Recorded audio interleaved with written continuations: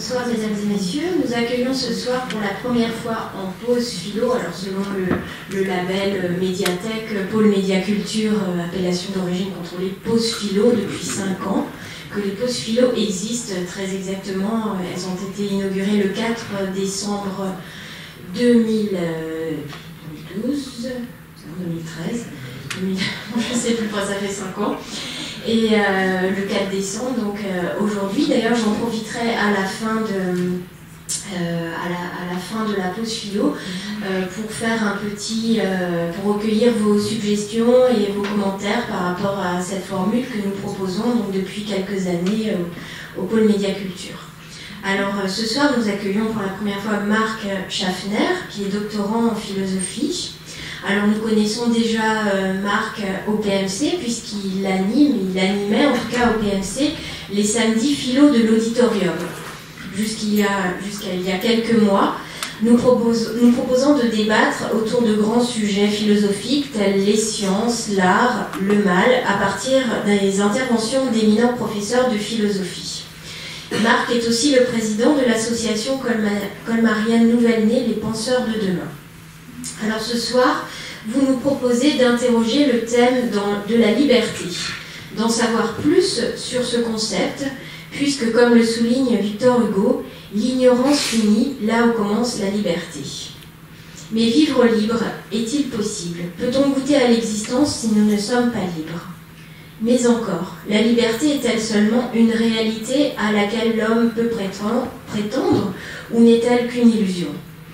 Alors nous verrons avec vous ce soir si l'on peut contredire Einstein, qui ne croit pas à la liberté de l'homme, puisque d'après lui, chacun agit non seulement sous une contrainte extérieure, mais aussi d'après une nécessité intérieure. Voilà, je vous laisse la parole. Merci.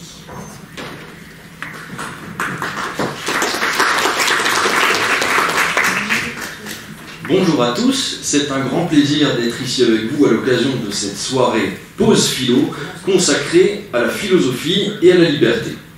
Je suis Marc Schaffner, doctorant en 5e année de philosophie et professeur contractuel de l'Académie de Strasbourg, titulaire de 2 masters en philosophie recherche et enseignement, et depuis peu président de l'association Les Penseurs de Demain, dont l'objectif est l'organisation d'événements culturels, en particulier à teneur philosophique.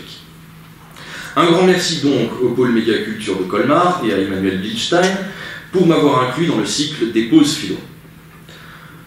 Mon propos a pour objet de traiter la notion de liberté, puisqu'elle n'a pas encore été abordée à la médiathèque au cours de cette année 2018 qui touche à sa fin. Mon intervention s'intitule, comme vous le savez déjà sûrement, « La liberté est-elle une illusion ?» Vous remarquerez que j'ai pris le parti de traiter un sujet de type de terminale, et dans cette optique, pour rendre mon propos le plus accessible possible, je me servirai d'extraits de texte issus du manuel de référence utilisé dans de nombreux lycées, à savoir le Nathan Passerelle 2016, que voici. J'ai cependant d'autres outils, comme par exemple le vocabulaire technique et critique de la philosophie d'André Lalande et le corpus de textes sur la liberté disponible chez Garnier-Flammarion, édité en 1999. Pour bien construire un propos philosophique quel qu'il soit, il faut d'abord effectuer un travail préparatoire qui consiste à comprendre les termes utilisés et les différentes relations entre les notions principales. C'est entre autres partie prenante de ce qu'on appelle l'analyse conceptuelle. Ensuite, il convient de poser un problème, une problématique sous forme de question dans la très grande majorité des cas, pour enfin passer à l'élaboration d'un plan plus ou moins détaillé selon la nature et la finalité de l'exercice. Par exemple, si vous vous servez d'Internet et écrivez « La liberté est-elle une illusion ?», vous trouverez bon nombre de corrigés, puisqu'il s'agit d'un sujet de type bac, comme je l'ai déjà dit, ou de niveau licence éventuellement. En consultant plusieurs corrigés, on s'aperçoit fort heureusement que le contenu peut varier grandement, mais que la forme de la dissertation ou de l'exposé académique français est assez invariable. Une introduction, 3 parties, des sous-parties, une conclusion.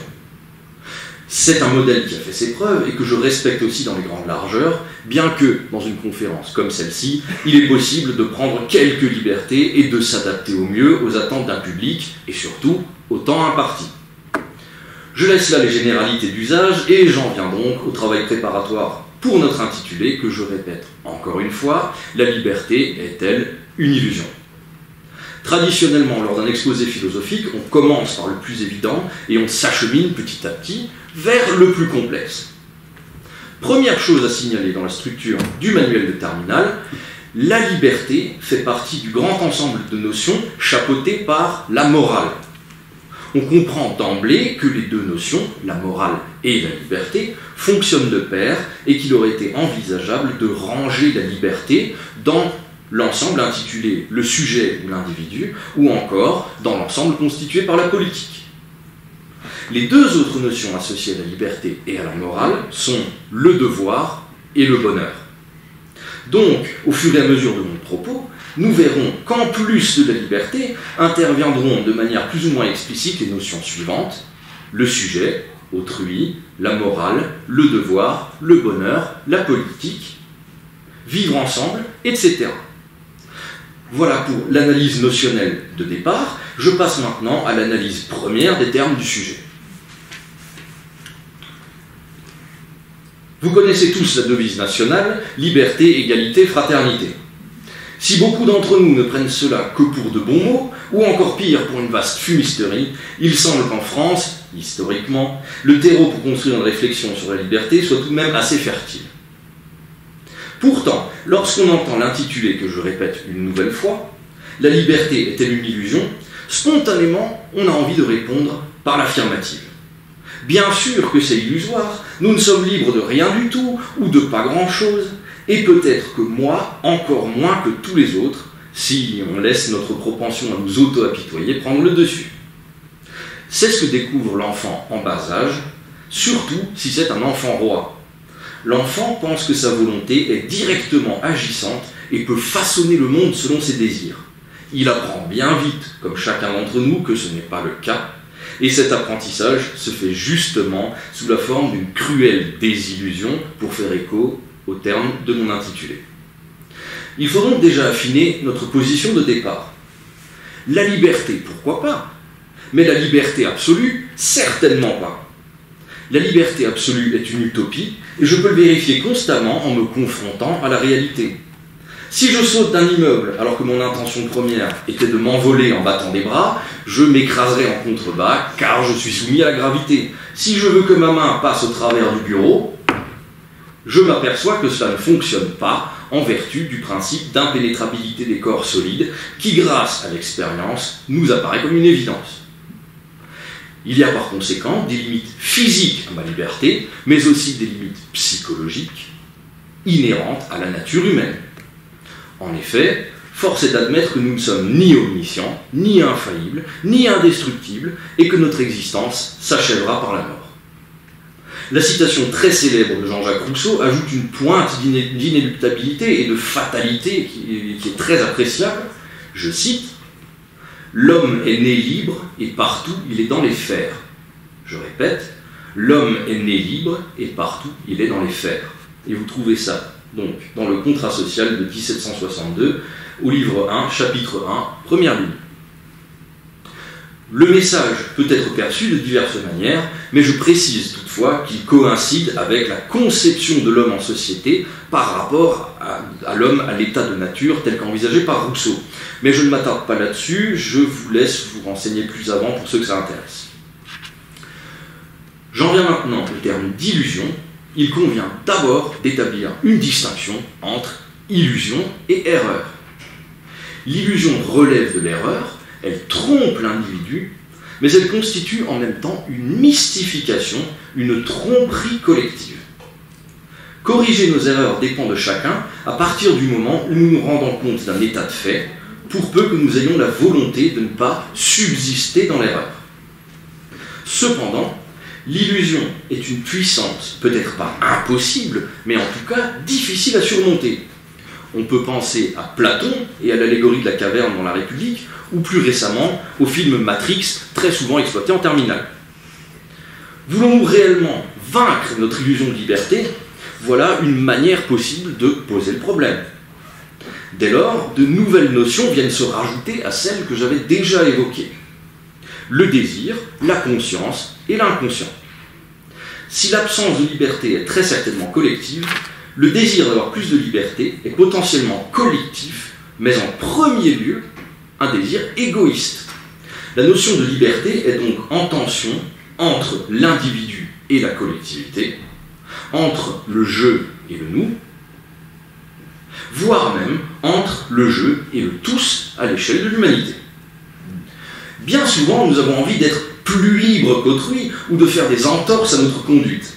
Ainsi, nous fondons la vie en société sur certaines devises, comme par exemple le sempiternel « Ma liberté commence là où s'arrête celle d'autrui » ou encore « Ne fais pas à autrui ce que tu ne veux pas qu'on te fasse ». Cette sagesse populaire peut tout à fait être bien fondée, mais à la condition explicite qu'elle ne serve pas juste de raccourci de pensée. Un dicton ou une expression toute faite ne doit pas remplacer la pensée critique. Une règle de conduite n'est pas non plus un théorème mathématique. Et j'aimerais illustrer mon propos préliminaire avec deux positions radicalement opposées l'une à l'autre. La première est celle tenue par Rabelais dans Gargantua en 1534 à travers l'épisode de l'abbaye de Thélème. Rabelais met en scène l'éducation de Gargantua dans l'abbaye où de jeunes gens très bien éduqués vivent en autarcie et coupés du monde jusqu'à l'âge adulte. Le fait est que l'éducation et une liberté quasi totale font advenir les jeunes gens à la vertu, mais pas au vice. C'est seulement une fois cette initiation idyllique à la vie parachevée que Gargantua part découvrir le monde. Il est, selon Rabelais, prêt à se gérer lui-même et demeurera dans la vertu pour le restant de ses jours, en évitant soigneusement toute forme de perversion, d'égarement moral. On peut malheureusement rétorquer à cela que ça ne fonctionne que parce que la communauté de départ est cantonnée à un petit territoire et le nombre d'individus restreint. Le fatalisme ou le réalisme nous feront également dire que la cruauté de l'existence aura tôt fait de décevoir et de réduire à néant les idéaux les plus nobles. Cela dit, la citation de Victor Hugo de 1848 devant l'Assemblée n'en reste pas moins pertinente. Je cite « Ouvrez des écoles, vous fermerez des prisons ». Je répète, ouvrez des écoles, vous fermerez des prisons. J'aborde maintenant le deuxième point de vue, cette fois-ci celui du marquis de Sade. La seule chose qui importe, selon le marquis de Sade, est de jouir à tout prix, peu importe les conséquences pour autrui. Autrui n'est pas moi, et la seule chose dont je devrais me préoccuper est mon plaisir éphémère.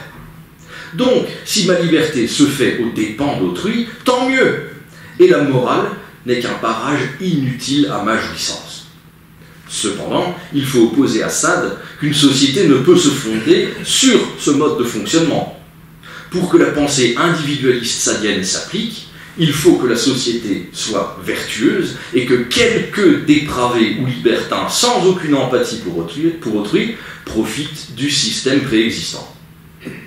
L'État et les lois sont les garanties par la sanction, et plus encore par la crainte de la sanction, que les hommes n'adoptent pas tous systématiquement les préceptes de Sade. Une liberté absolue et débridée serait totalement impraticable et conduirait au chaos, à la paranoïa, à l'hystérie collective et à la loi du plus fort, ce qui, dans notre société actuelle, serait impossible. Il nous apparaît dès lors qu'être libre n'est pas une faculté innée, mais une capacité. La liberté n'est pas non plus un organe qui fonctionne mécaniquement, comme le cœur et les poumons, mais il y a un apprentissage vertueux de la liberté, un devenir libre qui se complète parfaitement avec le devenir individu de Luther et Kierkegaard ou encore de Max Stirner. L'éducation joue un rôle primordial dans l'exercice de notre liberté, comme l'a montré la citation de Victor Hugo. Le manuel de Terminal propose une problématique générale concernant la liberté. Je cite « Comment vivre libre, sans interdiction ni contrainte, et avec les autres dans une société harmonieuse ?» J'en profite pour reformuler et compléter selon les objectifs de mon propos. Dans quelle mesure puis-je être libre et en quoi consiste exactement ma liberté en pratique dans une société qui sera toujours imparfaite et dans laquelle, en plus, nous sommes contraints à vivre ensemble. Je reprends également la définition proposée par le manuel. la liberté désigne la capacité à agir en conformité avec soi-même sans que rien ni quiconque n'interfère. Vous trouvez ça dans le Nathan Passerelle 2016, page 461. S'ensuit une définition des termes qui est très précieuse pour cerner le sujet et que je reprends également en partie. La liberté n'est qu'une capacité dont nous pouvons faire usage ou non. Il est impossible de forcer quelqu'un à être libre ou à faire démonstration de sa liberté. Si on invective quelqu'un en lui disant « sois libre » ou encore « montre-moi que tu es libre », on bafoue déjà l'exercice de sa liberté puisqu'on cherche à le contraindre et que la liberté est justement l'opposé de ça. La manifestation de la liberté se produit dans diverses sphères concrètes, pratiques, de mouvement, d'expression, de religion, de pensée, d'association, etc. La liberté s'exprime lorsque nous mettons en pratique nos désirs et notre volonté dans le but de nous réaliser nous-mêmes, c'est-à-dire d'être en acte, en adéquation avec soi-même dans la théorie. La formule « sans que quiconque n'interfère » semble une nouvelle fois irréaliste, puisque les très nombreuses influences extérieures ne font que limiter notre liberté et que c'est justement à chaque nouvelle occurrence un obstacle à notre liberté que nous voudrions plus grande. Je mets un terme à mon long propos introductif et j'aborde le premier mouvement de mon intervention. Le manuel propose le titre suivant « Être libre, est-ce faire ce que nous voulons ?» Mais cela ne me convient que partiellement, je le radicalise donc encore et vous propose la formulation suivante « Être libre, est-ce ne faire que ce que je veux ?» Avec une conception pareille de la liberté, et en vertu de ce que j'ai déjà exposé, on peut d'ores et déjà répondre par la négative. Être libre ne se limite pas juste à suivre ses envies, parce que nous vivons en société et qu'autrui est un frein constant à ma liberté.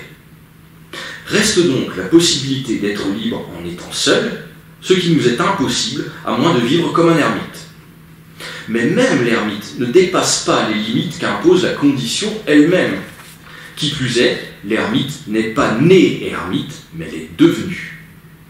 Il faut donc restreindre la liberté à ce qu'il est permis de faire et à ce que je suis en capacité de faire. Quant à la pratique de la liberté, nous nous rendons compte qu'elle est fluctuante, faillible, et qu'elle varie selon nos désirs du moment, qui par définition changent très rapidement.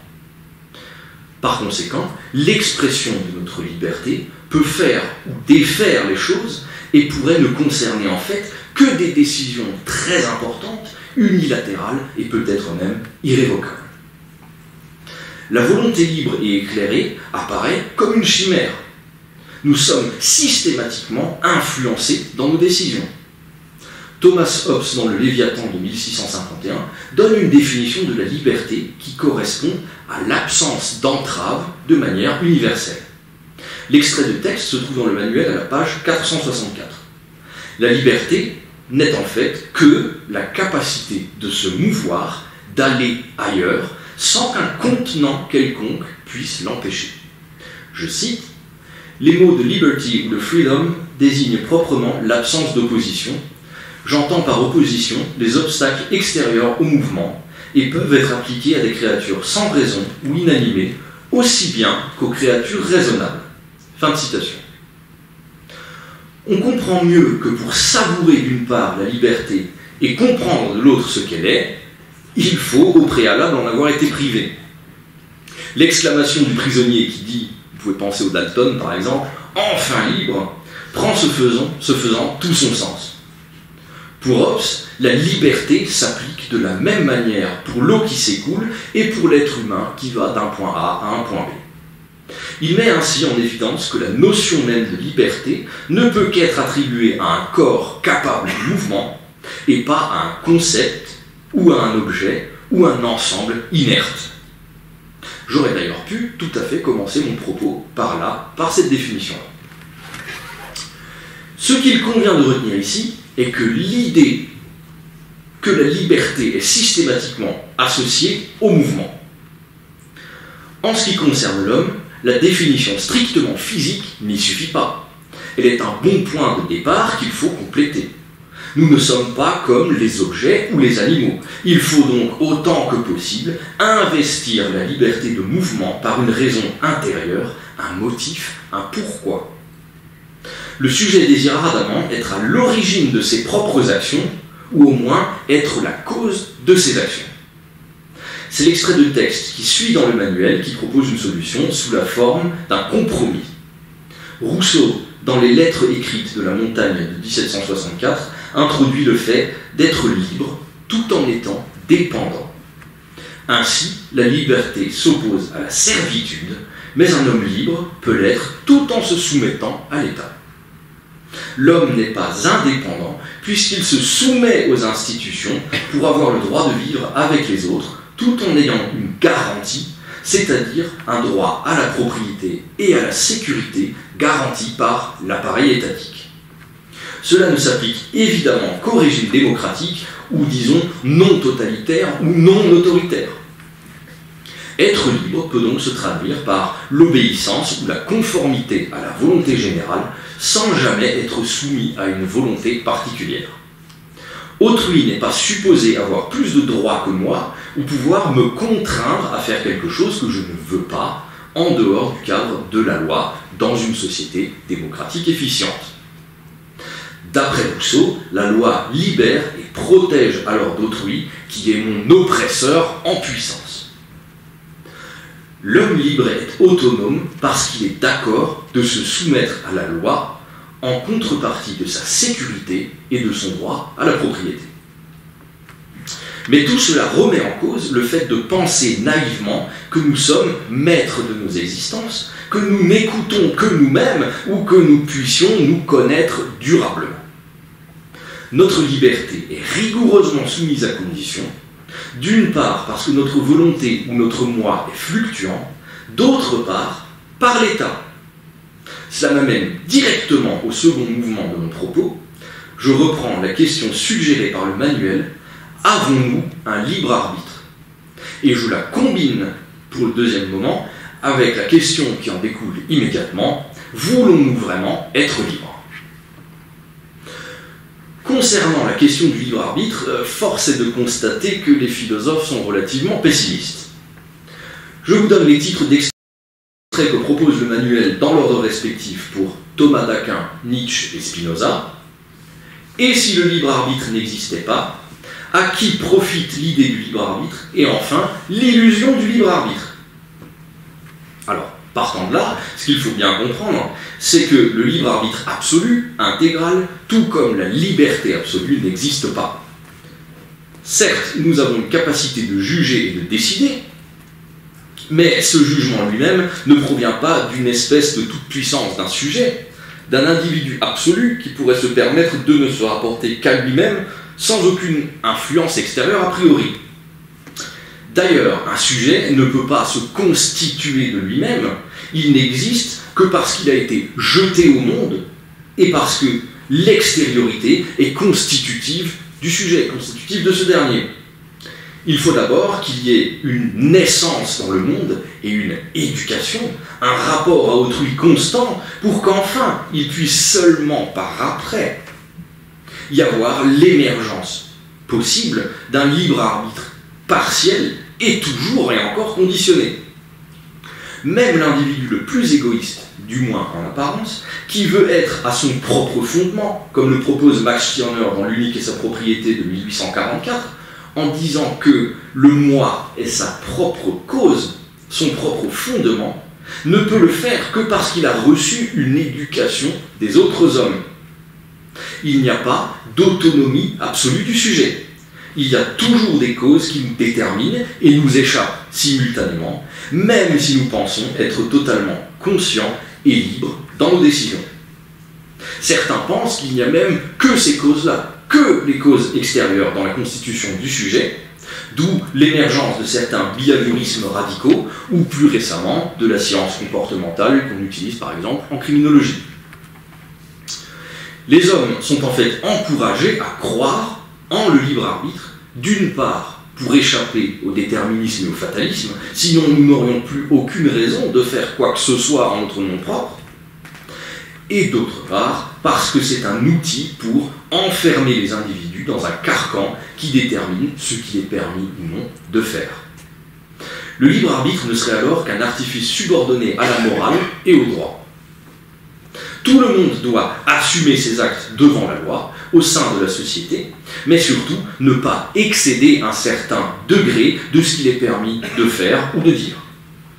La loi sanctionne ce qu'elle m'interdit de faire, certes, mais si j'adopte un comportement qui est différent de celui de l'idéologie dominante et de ce qu'elle tolère, c'est le regard d'autrui qui vise à me faire culpabiliser. Ainsi, la classe dominante, c'est-à-dire la bourgeoisie, se sert d'un libre arbitre détourné, sans aucune teneur, pour imposer des types de comportements.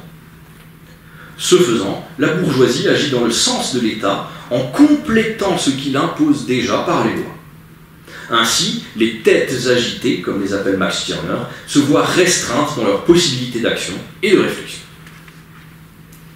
Donc, l'État a tout intérêt à museler la liberté des citoyens et la bourgeoisie a tendance à faire de même et à l'aider dans ce processus de façon délibérée ou inconsciente.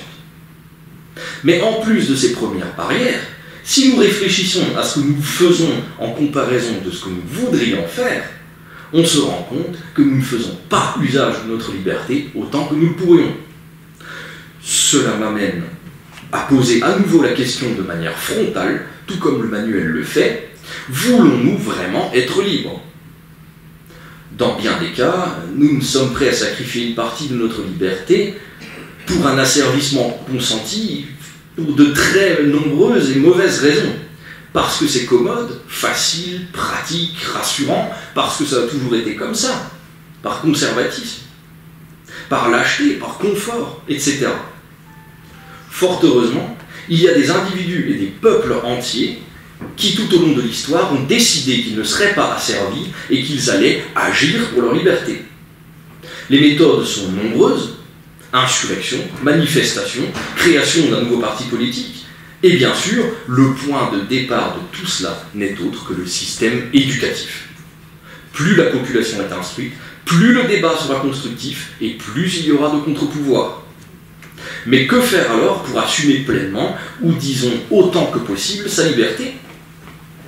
Je vais exploiter les écrits de Kant pour apporter des éléments de réponse, à la fois dans la réponse à la question « Qu'est-ce que les Lumières ?»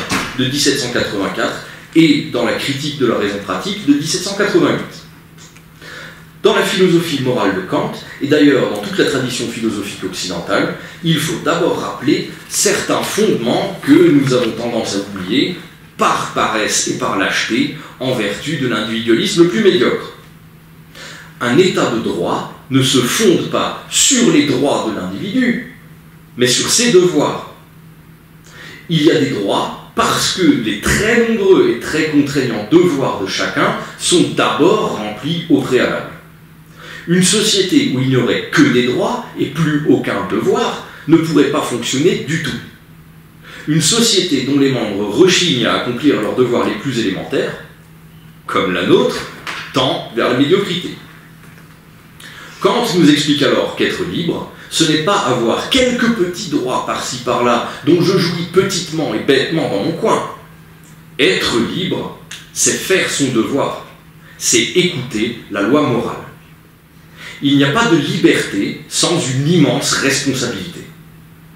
Ainsi, la formule bien connue, qui consiste à agir conformément à la morale, ou encore mieux par devoir, est la suivante. Élève la maxime de ton action à l'universalité. Qu'est-ce que cela signifie ? C'est que je dois, avant d'agir, réfléchir à la validité morale de mon action en la faisant effectuer dans ma pensée par toute l'humanité. Si cette action est toujours bonne, quels que soient les motifs, la période, l'endroit ou l'individu qui la réalise, alors mon action est morale. Si mon action ne peut pas être universellement morale, alors je ferais mieux d'y renoncer. Si j'ai une quelconque forme d'arrière-pensée, ou des doutes, ou que je dédramatise, que je me cherche des excuses, alors mon action n'est pas conforme à la morale. Pour conquérir notre liberté, il faudrait de même, selon Kant, n'agir que conformément à la loi morale, mais cela est souvent impossible, puisque de nombreux mouvements politiques ont recours à l'usage de la violence. Quels sont les ingrédients que nous donne Kant, à la fois pour l'individu qui cherche à se bonifier et pour les peuples qui cherchent la liberté? Il faut, en plus de la loi morale, de l'audace et du courage. Chez Kant, pas de faux semblants ni de solutions de facilité. Grâce aux Lumières, fin du XVIIIe siècle, les hommes ont la possibilité de sortir de l'état de minorité pour accéder à l'état de majorité. Comment faut-il le comprendre? Cela n'a rien à voir avec le nombre, être minoritaire ou majoritaire. Passer de la minorité à la majorité implique de vouloir changer complètement de perspective. On peut comparer cela à être légalement mineur ou majeur. Je cite Kant: la minorité est l'incapacité de se servir de son entendement sans être dirigée par un autre. Je répète, la minorité est l'incapacité de se servir de son entendement sans être dirigée par un autre. Et vous trouvez ça dans la réponse à la question « Qu'est-ce que les Lumières ?» de 1784 aux éditions Folio Essai, 1989, pages 97 à 98.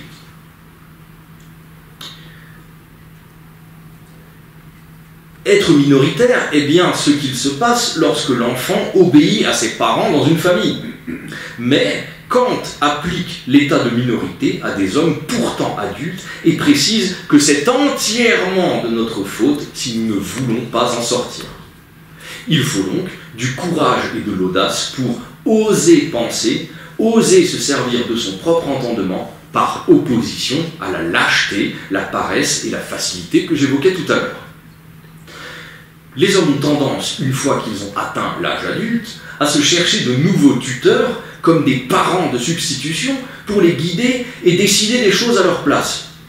Kant a des mots très durs: je ne suis pas obligé de penser, du moment que je peux payer, d'autres le feront à ma place. On se retrouve alors dans un clivage classique entre gouvernants et gouvernés. Les nouveaux tuteurs du peuple font tout ce qui est en leur pouvoir pour le rendre docile et le conforter dans l'état de minorité. C'est un cercle vicieux qui se met en place alors que seuls les premiers pas pour accéder à l'état de majorité sont difficiles et que le bénéfice qu'il y a à en retirer est énorme. Je cite, citation un peu plus longue cette fois-ci: « Après avoir rendu tout d'abord stupide leur bétail domestique, et soigneusement pris garde que ces paisibles créatures ne puissent oser faire le moindre pas hors du parc où ils sont enfermés, il leur montre ensuite le danger qu'il y aurait à essayer de marcher tout seul. Or, le danger n'est sans doute pas si grand que cela, étant donné que quelques chutes finiraient bien par leur apprendre à marcher. » Fin de citation. Cette citation illustre bien le fait qu'il y a un devenir libre qui n'est pas inné, mais qui implique des actes de la part de chacun. Plus encore, l'homme, à travers son devenir libre, construit également son devenir individu, ou son devenir sujet. C'est justement ce que je vais aborder dans mon troisième mouvement, qui s'intitule, comme le suggère le manuel de Terminal, la révolte, une manière de revendiquer le statut de sujet. L'extrait de texte va vous être distribué. Sachez que d'habitude, il me faut 1h15 pour le commenter avec les élèves. Mais rassurez-vous, je vais aller à l'essentiel. On va faire comme en terminale, je vous laisse 3 minutes pour le lire et j'en ferai le commentaire par la suite.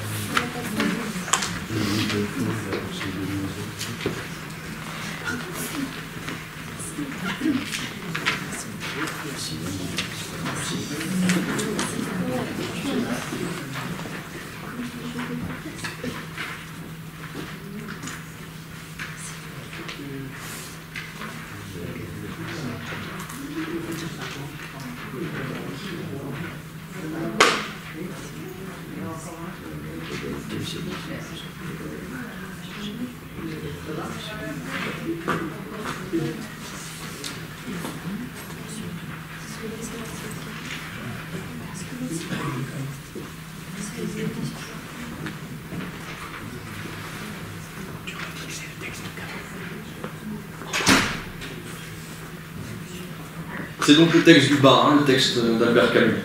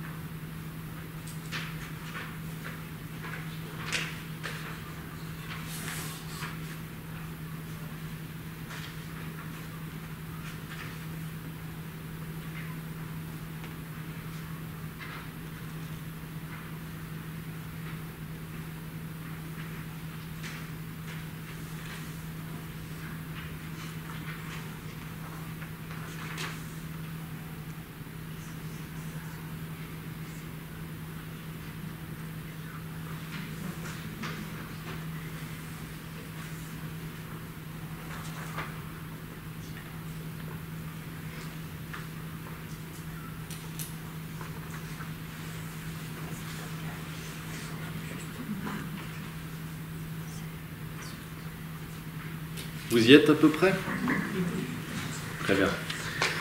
Alors, cet extrait provient de L'Homme révolté de 1951 d'Albert Camus, comme vous avez pu le constater.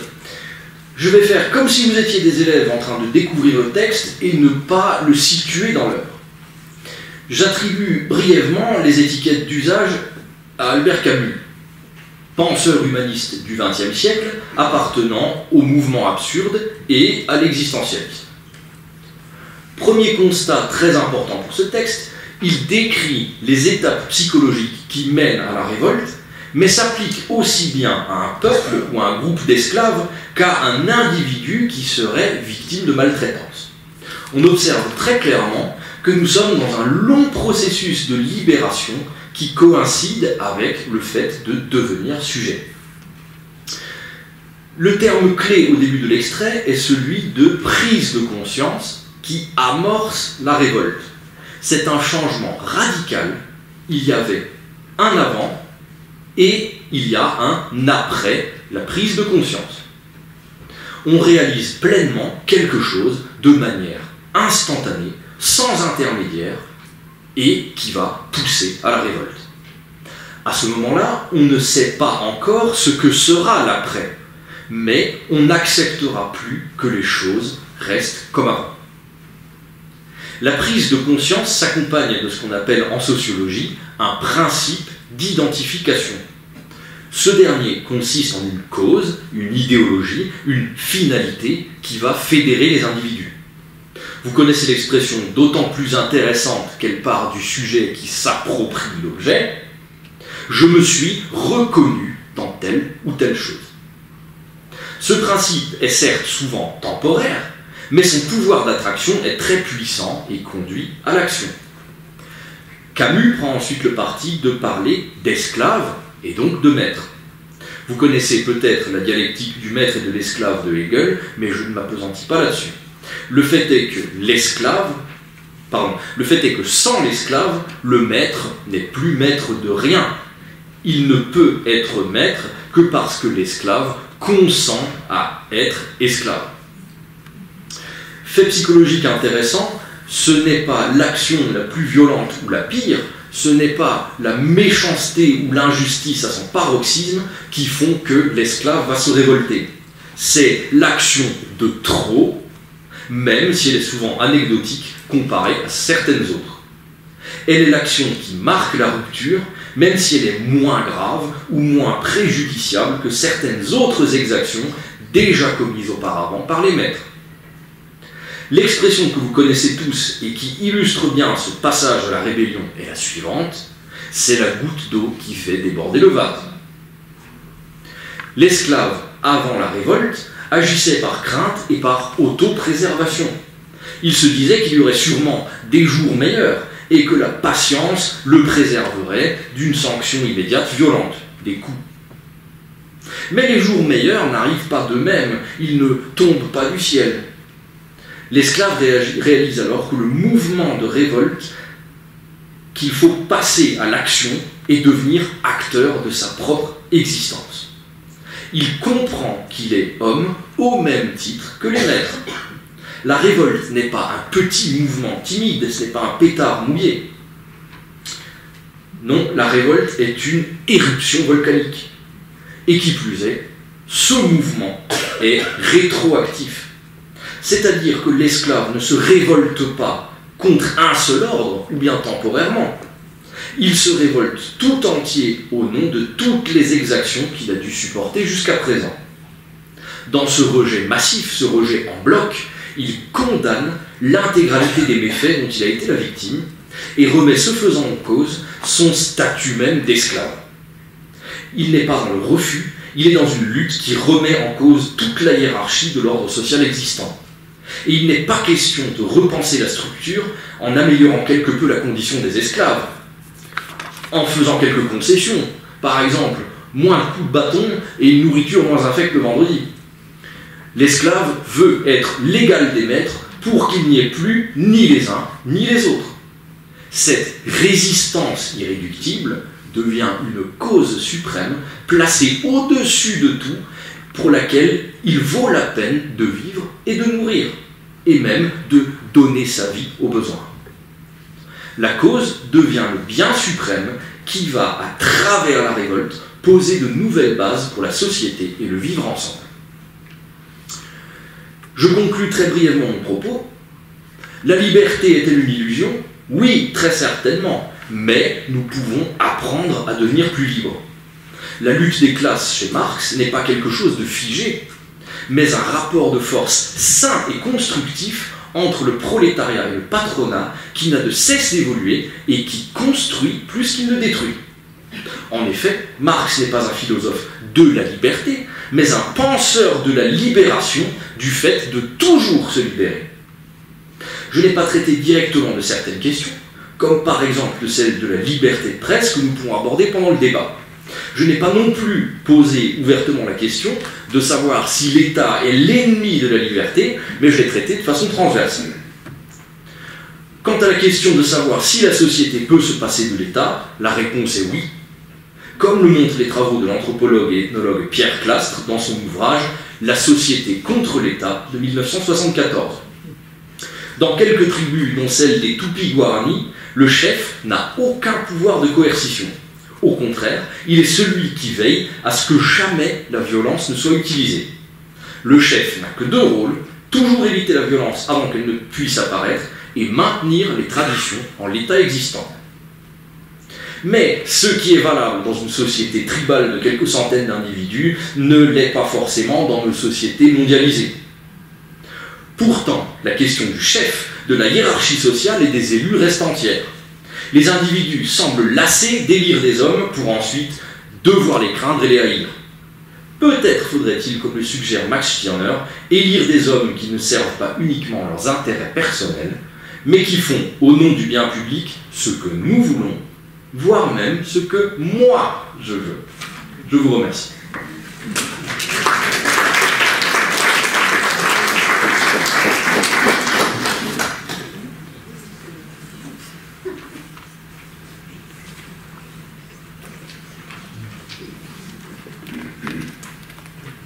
Merci Marc. Est-ce qu'il y a des questions, des commentaires? Parce qu'on a pas mal de temps. Vous avez cité... Attendez dans ton micro.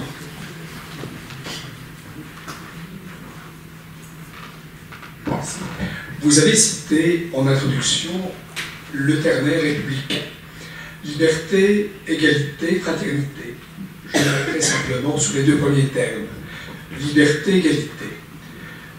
Si je suis libre, je n'admets aucune limite. et la présence donc du terme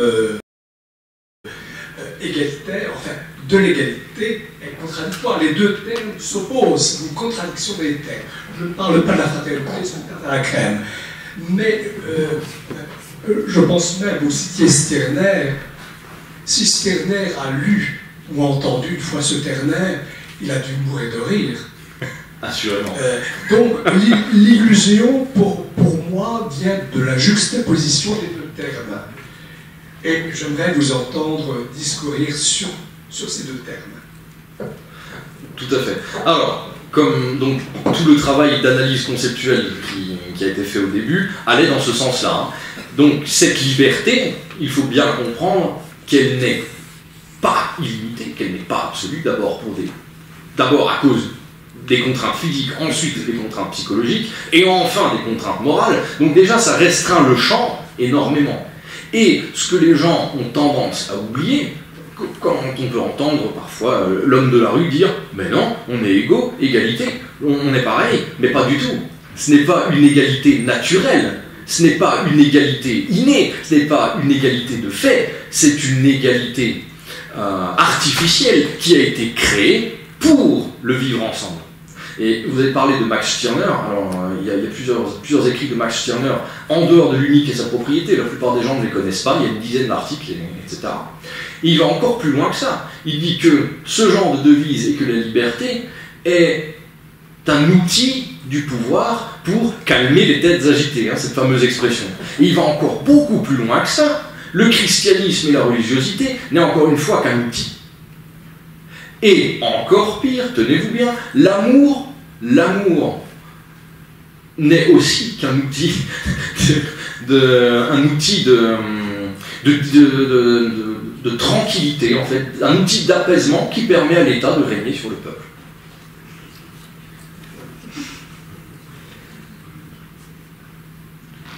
Autre question ?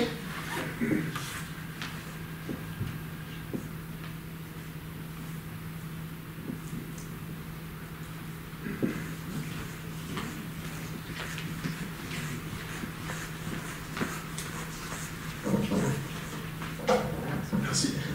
Donc vous parlez de Kant, que j'ai personnellement très peu étudié, et on fait plutôt des études scientifiques. Je reviens à une émission que vous avez peut-être vue sur Arte, peut-être, la semaine dernière, où l'on interviewait un professeur d'université chinois, le professeur Wang Chen, quelque chose comme ça, à Shanghai, qui, parlant de notre société, et disait: vos sociétés occidentales prétendent que la Chine veut dominer le monde, ce qui est totalement faux. La Chine veut juste vivre sa vie, elle est le centre du monde, n'est-ce pas? Mais ce sont vos sociétés démocratiques, hein, vos démocraties libérales qui vont les unes après les autres s'effondrer, car elles supposent la présence massive de citoyens responsables. Or, vous n'avez pas de citoyens responsables. Très peu de gens ont lu Kant, très peu de gens sont convaincus d'avoir des devoirs plutôt que des droits, et donc nous voyons bien que vos sociétés s'écroulent les unes après les autres. Est-ce que vous pourriez commenter son propos? Bien sûr. Alors après, eux seraient dans l'excès inverse.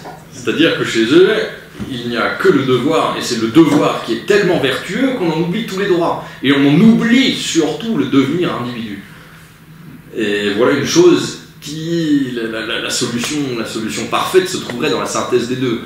Dans tous les cas, il n'y a pas de liberté, il n'y a pas de responsabilité. Si la société n'est pas aussi démocratique que possible, ça n'existe pas, il n'y a pas de... Voilà, tout simplement, en fait, hein, pourquoi il n'y a pas de liberté dans des sociétés totalitaires ou despotiques ou tyranniques. Et cette association à la responsabilité, encore une fois, j'en viens à Max Stirner, tout part d'une seule et même chose. Vous voulez une société vertueuse, bien organisée, où les citoyens sont responsables, construisez des écoles, éduquez les gens, éduquez le peuple, et alors, grâce au développement de ces esprits, de ces cerveaux, vous aurez une société plus vertueuse, plus mature, dans un état de majorité, hein, pour reprendre ce terme. Voilà.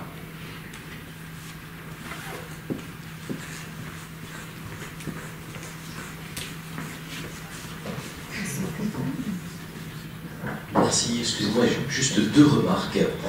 La première, c'est que vous savez comme moi que la société allemande fut extrêmement bien éduquée et qu'elle a très rapidement oublié sa vertu lorsque Hitler est arrivé au pouvoir, et qu'il ne suffit pas d'école, il suffit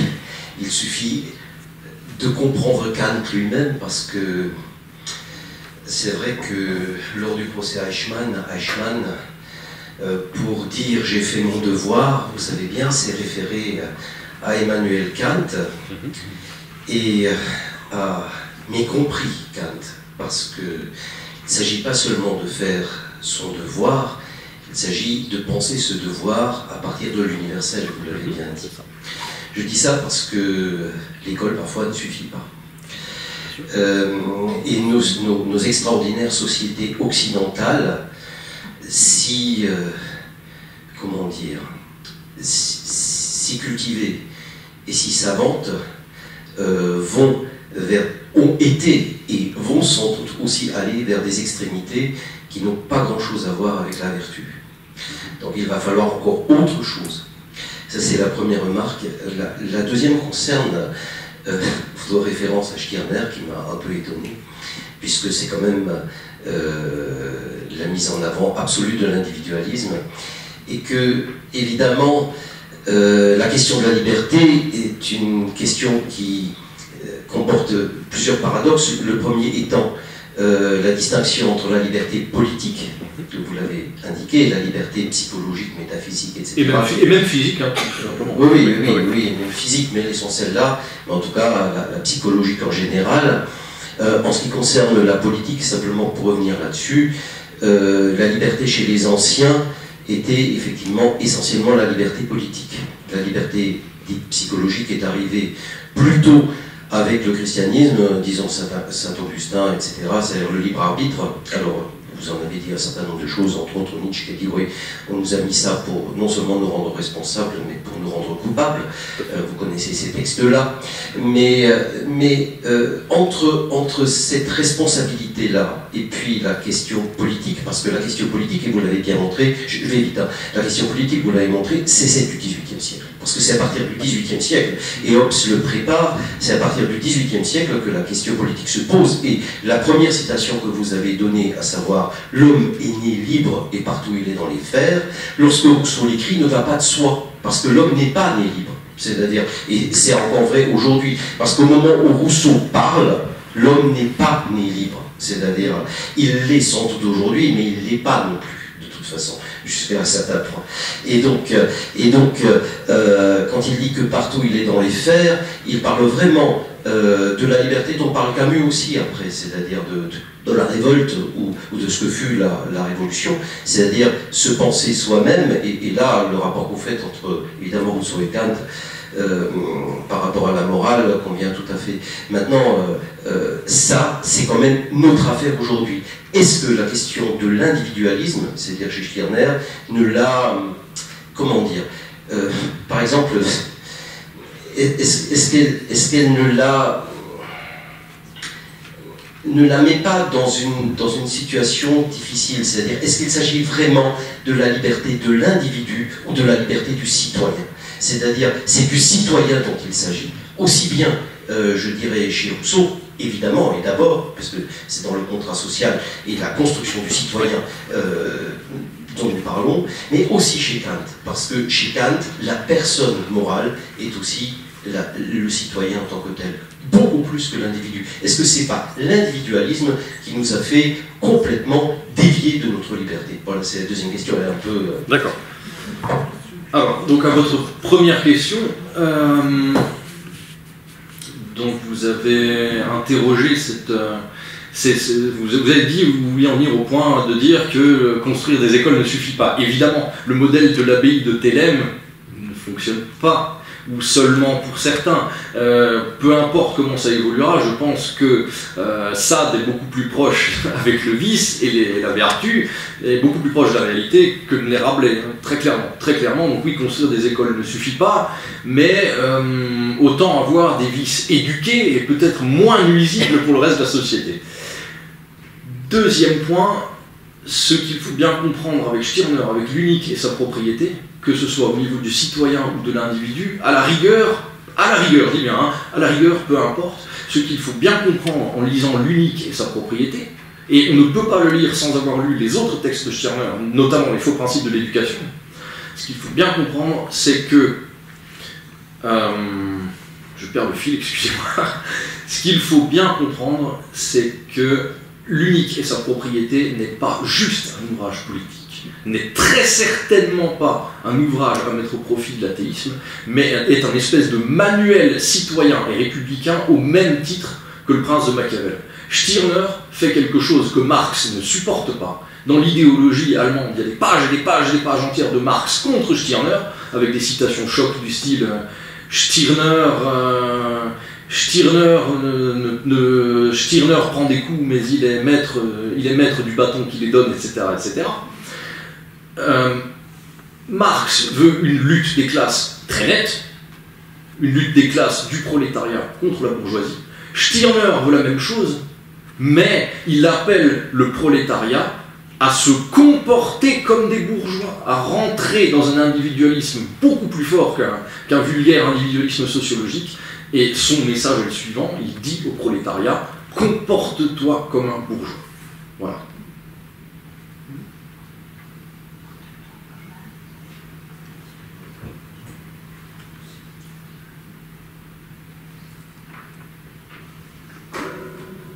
Une dernière question ? Bonsoir. J'aurais deux questions en fait. La première c'est par rapport au titre que vous avez choisi. En vous écoutant, je me demandais, mais le problème est quand même bien profond, je ne sais pas si on peut le régler ce soir, en tout cas de 18h30 à 20h. La question étant, si effectivement je suis dans l'illusion, je prends l'illusion pour une vérité. Et donc la question est de savoir comment le sujet peut-il se poser cette question doutant de ce qui pour lui est une évidence, est une vérité. Donc comment je pourrais douter de ma liberté si je me prends pour libre? Donc comment le même homme pourrait à la fois penser la liberté et en même temps dire tiens ça pourrait être une illusion et ok soit c'est une illusion, comment je peux m'en sortir? La preuve, dans le troisième temps, vous avez parlé de la révolte, mais comment expliquer ce moment, cet avant et tout de suite cet après, ce moment de la volonté, où on est à la fois faible et tout d'un coup quelque chose se passe dans l'homme et il y a une nouvelle idée. Alors, donc peut-être l'idée que c'est une illusion, la liberté. Alors, tout est dans le terme, justement, dans le texte de Camus. Alors, la condition au préalable pour que l'homme se pose la question, eh bien, c'est qu'il ait un minimum le loisir de penser, qu'il ne soit pas tout le temps contraint, qu'il ait un peu de temps, ou qu'il le fasse en même temps qu'une autre activité rébarbative, qu'il se mette à réfléchir et à se dire, tiens, mais là, il y a quelque chose qui ne va pas. Et le terme clé chez Camus, c'est la prise de conscience. C'est-à-dire qu'à un moment, il y a un déclic, et ce déclic ne peut se faire, en fait, que par comparaison. Tiens, il y a des maîtres, mais moi je suis un esclave, pourquoi je ne serais pas exactement comme les maîtres, en fait? Voilà. Donc il y a un déclic, une prise de conscience qui fait réaliser des choses énormes, et qui est un tournant dans toute une vie. Après, pour ce qui est de réfléchir à la nature de la liberté, à l'illusion, etc., j'en reviens à ce que disait David Hume, j'ai fait de la philosophie parce que j'avais le temps et le loisir d'en faire. Deuxième question, justement, continue en fait votre propos, c'est par rapport aux différentes théories que vous avez proposées de la liberté. Est-ce qu'il n'y a pas ici un peu l'envie de diviser les choses et puis être tantôt dans une liberté, je ne sais pas, politique du citoyen, tantôt dans une liberté physique ou dans une liberté métaphysique? Je me demande si justement la liberté, si liberté il y a pour l'homme, si elle ne peut pas avoir plusieurs perspectives. Je suis un corps et donc mon corps peut faire des mouvements qui ne rencontrent pas d'entrave, donc je peux considérer que j'ai une indépendance, voilà. Mais je suis aussi libre quand je pense à des possibles et puis je décide de prendre plutôt cette possibilité et non pas une autre. même si je n'ai pas le point de vue absolu du principe absolu des choses. Mais je suis aussi cette liberté métaphysique du libre arbitre, même s'il est, enfin, peut-être qu'elle est imparfaite. Tout comme je suis aussi un citoyen, enfin en l'occurrence une citoyenne, et j'ai des droits. Non seulement des devoirs, mais j'ai aussi des droits. Et donc, en ce moment, voilà, j'exprime cette liberté, par exemple, d'expression, de parole, etc. Et donc, est-ce qu'on ne peut pas voir la liberté selon toutes ces perspectives possibles? C'est-à-dire qu'il n'y a pas de liberté, il y a plusieurs libertés. Nous sommes des libertés, un ensemble de libertés, en fait, complexes, puisque nous ne sommes pas que corps, nous sommes aussi esprit, nous sommes aussi une volonté politique, nous sommes aussi, justement, un être qui cherche un sens dans la vie. Oui, bien sûr, bien sûr. En fait, ce que vous décrivez est un cheminement philosophique et notionnel classique. On part de la liberté, boum, on balance une notion comme ça qui est presque un ensemble vide encore, indéterminé et terriblement général, et après, par l'extension du concept, on regarde tout ce qui est inclus dedans et on le subdivise, du moins précis jusqu'au plus précis. La première distinction à faire étant que justement cette liberté absolue n'existe pas, tiens, alors il va falloir que je trouve du contenu à mon concept et que je le sépare, que je le divise, etc. etc. D'ailleurs, pour preuve, très simplement, il n'y a pas que la philosophie qui s'intéresse à la liberté, il y a aussi l'histoire, la sociologie, la littérature, la psychologie, etc. etc. Pour conclure, est-ce qu'on ne peut pas dire que la liberté est l'illusion, justement, peut-être ce soir? Ah si, mais quel que soit le grand concept ou la grande notion, à partir du moment où il est indéterminé dans son extension, sera complètement illusoire, ce sera du vent. Et on a un cas concret actuellement avec les gilets jaunes. Où est-ce qu'on peut situer ce mouvement?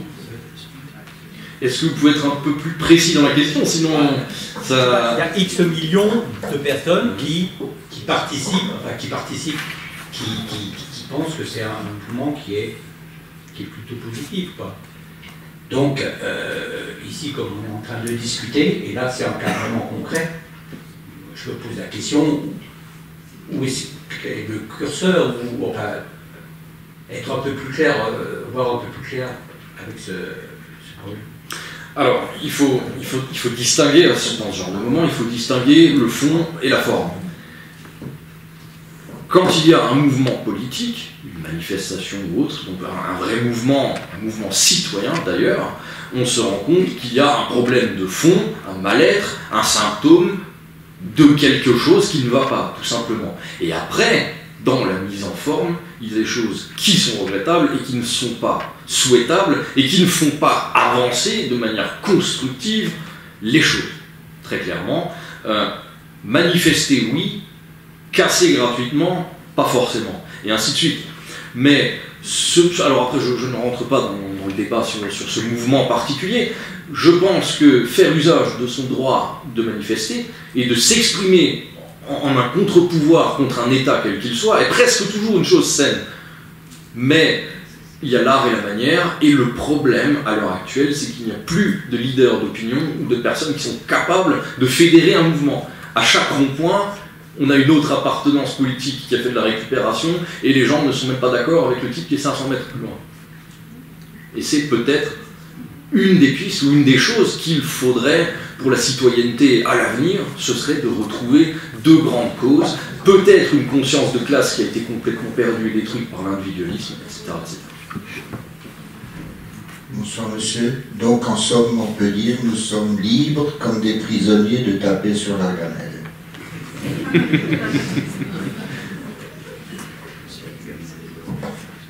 Avec une petite pointe de cynisme, ça passe toujours mieux, c'est vrai.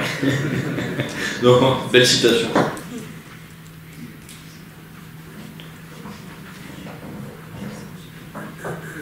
Bonsoir. Je voulais juste réagir par rapport à ce que vous disiez à propos de Kant. Moi, j'entends quand même là-dedans le qui veut peut. Absolument. Voilà, qui, moi, me dérange un petit peu. Parce que quand même, aujourd'hui, la question, elle est là. Est-ce que n'importe quel individu aujourd'hui dans la société peut, au regard des capitaux, par exemple, au sens de Bourdieu, voilà, des personnes qui posséderaient peu de capitaux et donc qui ont un univers des possibles restreint, parce que l'école, pour moi, devient aussi, dans les actuels des choses, un univers restreint pour beaucoup d'enfants, de jeunes, qui n'ont plus accès ou qui n'en profitent pas comme ils pourraient en profiter parce qu'il y a un certain nombre de déterminismes sociaux à l'œuvre, desquels ils ne sont pas conscients. Alors il n'est pas exclu qu'ils en prennent conscience un jour, hein, je l'espère, mais de fait aujourd'hui, je suis assez pessimiste quand même et j'ai tendance à penser que il y a des personnes qui ont du mal à élargir ou qui n'ont pas la possibilité plutôt d'élargir cet univers de ce qu'ils peuvent envisager. Et c'est quand même un préalable dans ce que vous avez développé. Cette conscientisation, c'est quand même un préalable au développement de sa liberté. Voilà, je ne sais pas si j'ai été claire. Oui, tout à fait. Alors là, vous touchez du doigt quelque chose d'encore beaucoup plus simple et de beaucoup plus malheureux en philosophie. C'est à qui s'adresse la philosophie? Ah, ben là on a un véritable problème, parce que les auteurs sont complexes, les textes sont difficiles. Alors déjà que presque personne ne les lit, ceux qui les lisent ne les comprennent pas forcément. Qui est-ce qui reste? Les profs de philo, une élite intellectuelle et des gens éduqués. Et voilà où est le problème. D'où l'intérêt et la nécessité d'éduquer toute la population et d'informer les gens, de simplifier, d'expliquer, pas de vulgariser, j'aime pas le terme, mais de rendre accessible. Parce que sinon, l'impératif catégorique kantien, je pense que si vous vous promenez dans la rue et que vous abordez les gens avec ça, non. Excusez-moi, je vais défendre Kant. Je vais défendre Kant parce que, précisément, à propos de la morale, et de cette morale si compliquée chez Kant, Kant s'adressait absolument à tout le monde. Et pensait que n'importe qui pourrait le comprendre. À partir de là, il lui fallait, je dirais, le justifier en raison. Et ce qu'il écrit est une justification en raison pour des philosophes, mais ce dont il est question, à savoir la loi morale en nous, qui est aussi importante que le ciel étoilé au-dessus de notre tête, ce dont il est question, chacun, au niveau le plus populaire qui soit, peut le comprendre. Parce qu'il peut comprendre, et moi-même je peux le dire, parce que je suis intervenu sur la question du respect dans des classes de 6e et de 5e, ils n'ont jamais fait de philosophie et ils ont compris que à partir du moment où tu fais un acte et que tu l'universalises, à savoir si tu mens et tu penses que tout le monde doit mentir, à ce moment-là, la société n'est plus possible. Et même le pire des truands est capable de le penser. Parce que même chez les truands, les pires, les plus cons, eh bien, il y a des codes qu'il ne faut pas mettre en cause. Et même celui-là, il comprendra que si tout le monde ment et le berne, eh bien, ce ne sera plus possible. Alors là, je défends vraiment Kant, parce que franchement, Kant, et Foucault l'a dit, est le seul grand philosophe du XVIIIe siècle, après Rousseau, qui s'est adressé vraiment à tout le monde. On en a fait le plus difficile, parce qu'il s'est aussi adressé pour justifier en raison ce qu'il disait, parce qu'il parlait à l'université en général, et ça c'était aussi quelque chose, parce qu'il l'a complètement révolutionné, eh bien, il lui fallait utiliser le langage qui était le sien, il le lui fallait réinventer. Je m'excuse d'avoir... Ah mais je suis tout à fait d'accord sur le principe, et je ne contredis rien de ce que vous avez dit. Vous avez fait du Kant textbook, du Kant académique et précis exact du début à la fin, mais c'est pas là que je voulais en venir. Là où je veux en venir, c'est... Quel est le taux de diffusion de la philosophie kantienne? Qui connaît Kant et son message à l'heure actuelle? Voilà.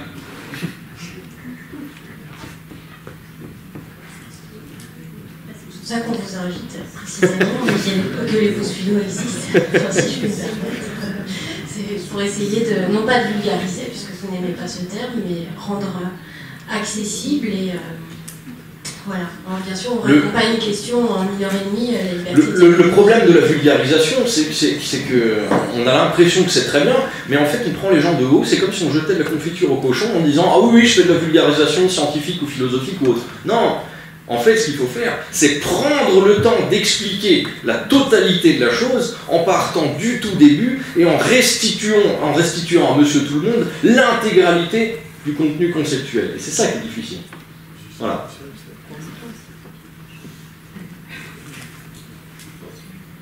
Écoutez,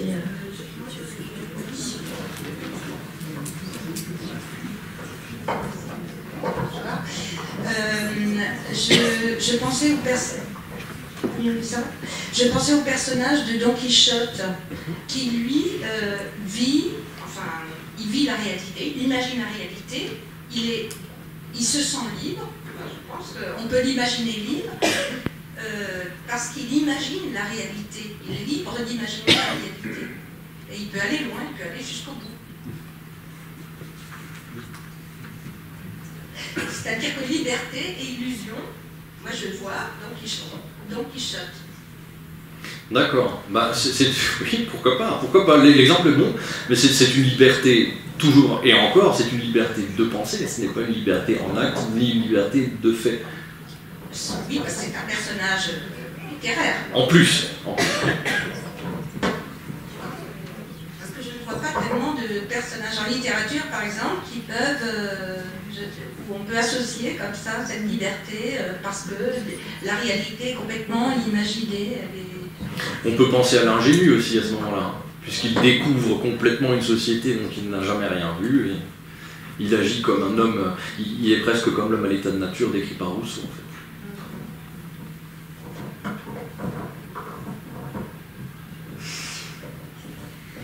Écoutez, on